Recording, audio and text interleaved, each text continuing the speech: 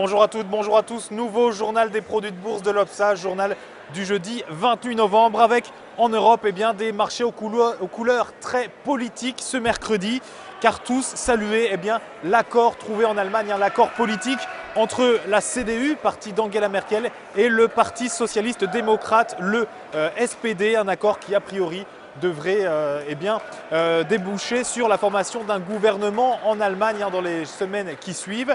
Je le disais, cet accord a été bien salué par l'euro tout d'abord, qui face au dollar touchait son plus haut depuis un mois, et puis face au yen, il touchait son plus haut depuis 4 ans. Et puis un accord salué également évidemment à la Bourse de Paris, puisque le CAC 40 empochait mercredi 0,36% à 4293 points. Dans le vert, on retrouvait notamment les banques, puisque tous leurs objectifs ont été rehaussés par Barclays. Résultat, Société Générale prenait 1,31%, BNP Paribas 0,24% et Crédit Agricole 0,84%. Et puis dans le vert se trouvait également Vivendi. Vivendi qui a officialisé la scission prochaine d'SFR, et donc le titre de Vivendi prenait 0,91%, un titre à 18,76 €.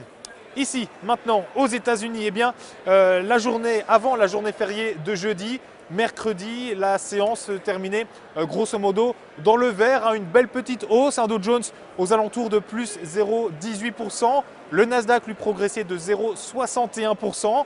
Une séance rythmée par plusieurs bonnes statistiques. Le chômage hebdomadaire pour commencer avec 316 000 nouvelles inscriptions sur les 7 derniers jours. C'est 10 000 de moins que la semaine précédente. La confiance des consommateurs, elle, progressait pour atteindre les 75,1 points.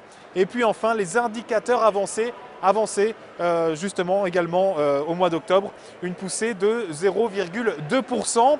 Du côté des sociétés, le bon élève de mercredi, c'était Hewlett Packard, HP, qui gonflait de près de 10% grâce à un bilan trimestriel plus que correct.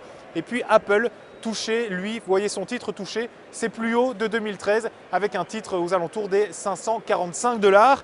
Et puis ce mercredi, aux États-Unis, on a aussi vu Bitcoin, la monnaie virtuelle, briser la barre des 1 000 $, une barre symbolique certes, mais tout de même 1 000 $ pour Bitcoin, une première qui peut-être allait faire de cette monnaie virtuelle une monnaie enfin officielle. Pour terminer, maintenant, comme à chaque fois, un mot pour la valeur à suivre ce jeudi. Et il s'agit de la compagnie aérienne Air France KLM. Le support à 7 € a stoppé la correction de son titre et lui a permis de réaliser une phase de reprise. La moyenne mobile à 50 jours est ascendante et son orientation montre que le potentiel de hausse n'est pas épuisé. Par ailleurs, le RSI se situe au-dessus de sa ligne de signal, mais n'est pas en territoire de surachat. Ainsi, tant que 7 € reste au niveau de support, le biais reste haussier avec 8,57 € puis 8,95 € comme cible.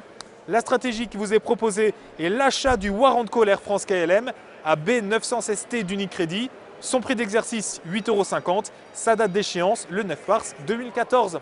Voilà, fin de ce JT des produits de bourse. Je ne vous donne pas rendez-vous demain vendredi à cause de Thanksgiving. Rendez-vous donc lundi. Passez un bon week-end.